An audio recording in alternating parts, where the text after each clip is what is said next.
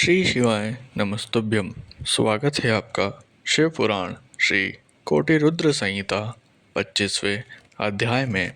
महर्षि गौतम को गौहत्या का दोष। सूत जी बोले, हे मुनियों, एक बार की बात है, महर्षि गौतम ने अपने शिष्यों को कमंडल में जल लाने के लिए भेजा। जब शिष्य जल लेने उस गड्ढे पर गए तो उस समय वहाँ कुछ ऋषि पत्नियां जल भरने आई हुई थी। उन्होंने गौतम ऋषि के शिष्यों को डांटकर बिना जल दिए ही वहां से भगा दिया। आश्रम जाकर शिष्यों ने सारी बातें गुरु पत्नी देवी अहिल्या को बता दी। तब देवी अहिल्या स्वयं जल भरने गई और जल लाकर अपने पत्नी को दिया।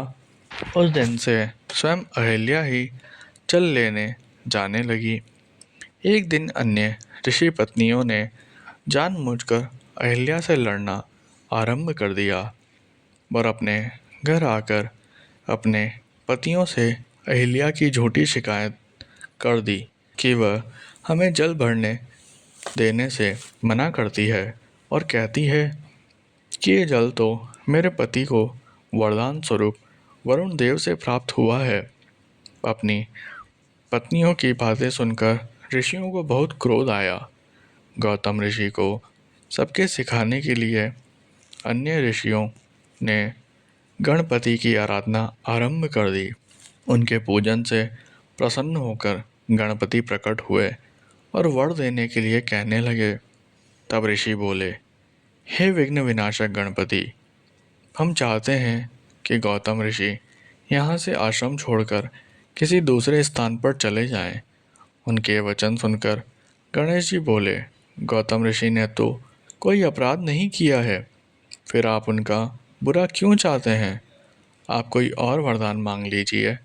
परंतु जब ऋषि नहीं माने तो उनका इच्छित वरदान देकर गणेश जी वहाँ से अंतर्ध्यान हो गए। गणेश जी ने अपना दिया वरदान सिद्ध करने के लिए एक गाय का रूप धारण किया और गौतम जी द्वारा लगाए गए जो खाने उनके खेत में चली गई। जब महर्षि गौतम ने देखा कि वह गाय उनका खेत नष्ट कर रही है तो स्वयं एक तिनका हाथ में लेकर उसे बाहर निकालने लगे। उस तिनके से पीड़ित होकर गाय धरती पर गिरी और मर गई। गाय को मरा जानकर गौतम ऋषि बहुत दुखी हुए। वे अपनी पत्नी से कहने लगे कि शायद मुझसे कोई भारी भूल हो गई, जिस कारण मेरे आराध्य भगवान शिव मुझसे नाराज हो गए और मुझ पर गौ हत्या का पाप लग गया। उसी समय वहाँ अन्य ऋषि भी आ गए जो गौतम ऋषि से बैर रखते थे। उन्होंने महर्षि गौतम, उनकी पत्नी और शिष्यों को भला बुरा कहकर वहाँ से निकल जाने को मजबूर किया। तो वे सब अपने स्थान को छोड़कर वहाँ से चलने लगे। उन्होंने उन ऋषियों से पूछा कि मेरे द्वारा की गई इस गोहत्या का क्या प्रायश्चित होगा।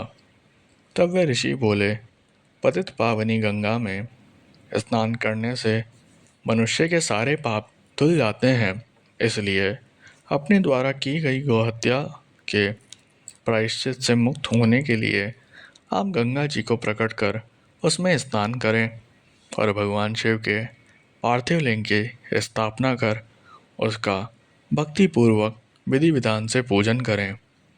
तभी आप इस महापाप से मुक्ति पा सकेंगे। अन्य ऋषियों से पश्चाताप का मार्ग पूछकर गौतम ऋषि अपनी पत्नी और शिष्यों को साथ लेकर वहाँ से दूर चले गए।